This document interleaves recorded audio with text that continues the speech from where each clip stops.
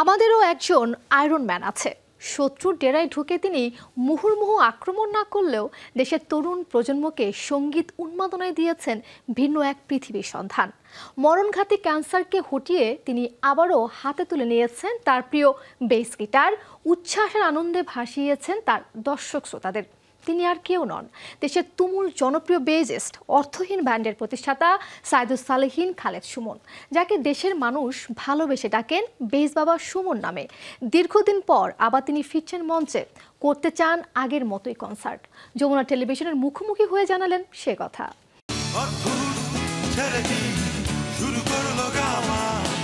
মৃত্যুর খুব কাছাকাছি দাঁড়িয়েও তিনি গেয়েছেন জীবনের গান, ঘুরে দাঁড়িয়েছেন স্বমহিমায়। হয়েছে চোখের সার্জারি, রিমুভ করা হয়েছে 10 মিলিমিটারের ব্রেন টিউমার। গেল 7 মাসে তার শরীরে চিকিৎসকেরা ছুরি কাচে চালিয়েছেন 14 বার। আহত হয়েছিলেন সড়ক দুর্ঘটনাতেও, কিন্তু প্রতিবারই সুমন ফিরে এসেছেন অসামান্য মনের জোর আর ভক্তদের ভালোবাসার টানে। ঠিক যেন ফিনিক্স পাখির মতো ধ্বংসস্তূপ থেকে উঠে আসা এক সুপারহিরো। মানুষজনের ধারণা যে আমি প্রচণ্ড রকম তার কারণে আমি শুকিয়েছি। আমার শুকানোর ব্যাপারটা পুরোপুরি ইন্টেনশনাল। স্পাইনে সিভিয়ার প্রবলেম ছিল।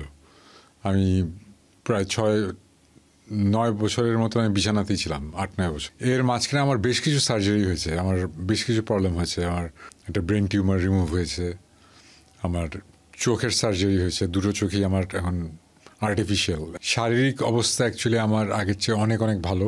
গত 9 বছরে আমি এত ভালো ছিলাম না। এত অপারেশন আর হাসপাতালের 4 দেয়ালে যখন তিনি বন্দী, তখন একটা সময় ভেবেছিলেন আর না, এখানেই ক্ষান্ত দিবেন সঙ্গীত জীবনের ইতিবৃত্ত। কিন্তু সঙ্গীত যার রক্তে মিশে আছে, সে কি আর তা ছাড়তে পারে?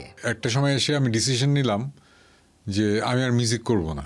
অনেক মিউজিক করেছি, মিউজিক আর করা যাবে না, মিউজিক করব না। আমার বেস গিটার, আমার আমি সব বেচে দিলাম। আমার কাছে কোনো ইনস্ট্রুমেন্ট নাই, আর মিউজিক করি না। আমি তখন গান গাই না, আমি তখন বেস বাজাই খালি। 6 মাসও যায় নাই।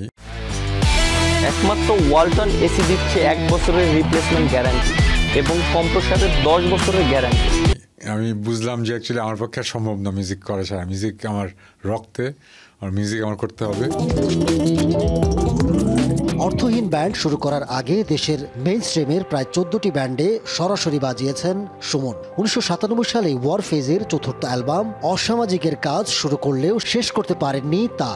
তখন প্রযোজনা প্রতিষ্ঠান জি সিরিজ থেকে প্রকাশ পায় সুমন ও অর্থহীন অ্যালবামটি পায় ব্যাপক শ্রোতাপ্রিয়তা।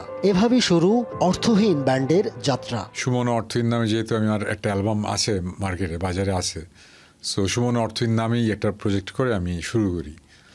তারপরে আমরা কয়েকজন মিলে ব্যাপারটা শুরু করলাম।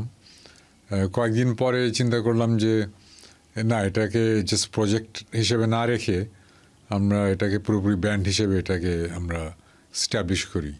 সো তখন সুমন নামটা বাদ দিয়ে দিলাম। শুনতে খারাপ লাগছিল আর কি, নিজের নাম দিয়ে এটা কেমন হয়। সো তখন ব্যান্ডের নাম রাখলাম অর্থহীন। শুধু নিজের ব্যান্ড অর্থহীন নিয়েই পড়ে থাকেননি সুমন, সমান তালে ভেবেছেন তরুণ ব্যান্ডগুলোর কথাও। দেশের ব্যান্ড শিল্পের ক্রান্তিকালেও তিনি সরব ছিলেন এই শিল্প ও শিল্পীদের পাশে। শিল্পীদের স্বার্থ রক্ষা ও টিকিট ছাড়া কনসার্ট উপভোগ করা নিয়ে তিনি সব সময় জানিয়েছেন প্রতিবাদ। মাঝখানে কিছু ফ্রি কনসার্ট হয়েছে, ফ্রি কনসার্ট। এই ফ্রি কনসার্টের মতন বিষ, এটা একটা বিষাক্ত একটা জিনিস।